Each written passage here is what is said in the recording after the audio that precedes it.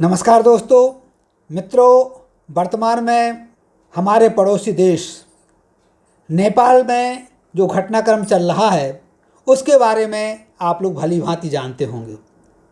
News channels वहाँ के घटनाक्रम को पूरी तरह से बता रहे हैं। मैं इस संबंध में अलग प्रकार से आप लोगों से बात करना चाह रहा हूँ।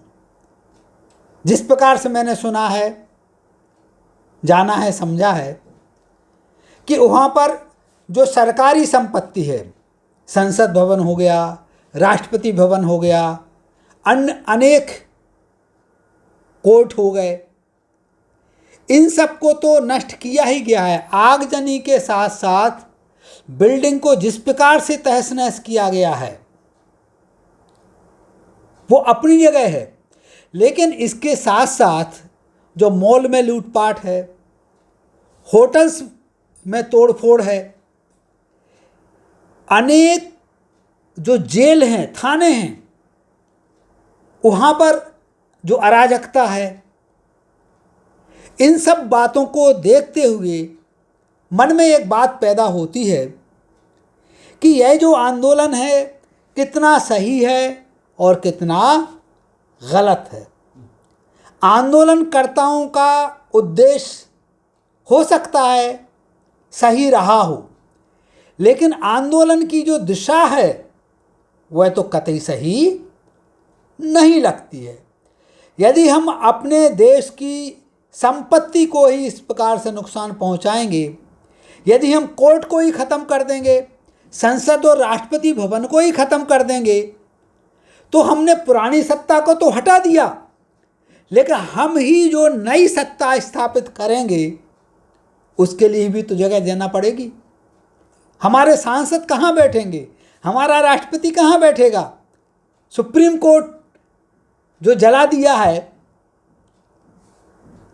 वहाँ के जो कागजात ख़त्म हो चुके हैं, उन सब का क्या होगा? मुझे लगता है जो सच्चे आंदोलनकारी रहे होंगे उनका ऐसा उद्देश्य नहीं रहा होगा। वो परिवर्तन चाहते होंगे, सत्ता परिवर्तन चाहते होंगे, जो गलत कानून हैं, जो भ्रष्टाचार हैं, उनको वो दूर करना चाह रहे होंगे, लेकिन अपने देश की संपत्ति को इस प्रकार से बर्बाद करना, ये तो कोई एक सच्चा नागरिक नहीं कर सकता। मित्रों, मेरे मन में सदैव एक बात कौंधती रहती है कि जब हम सार्वजनिक संपत्ति को, सरकारी संपत्ति को नुकसान पहुंचाते हैं तो उस समय यह भूल जाते हैं कि इस संपत्ति को किस प्रकार से जोड़ा गया, इसके लिए पैसा कहां से आया। चाहे वो जीएसटी हो, चाहे वो इनकम टैक्स हो, चाहे वो अन्य प्रकार के टैक्स हों, उन्हीं के माध्यम से तो सरकारी संपत्ति का निर्माण होता है। उसी से तो हमारे देश का विकास होता है, उसी से तो कोर्ट कचहरी बनती हैं, उसी से नौकरी मिलती है, उसी से सड़कें बनती हैं। यदि हम किसी भी आंदोलन को करने से पूर्व अपने मन में इन बातों का भी ध्यान रखें तो मुझे लगता है हमारे आंदोलन की जो दिशा और दशा है वो भटकेगी नहीं।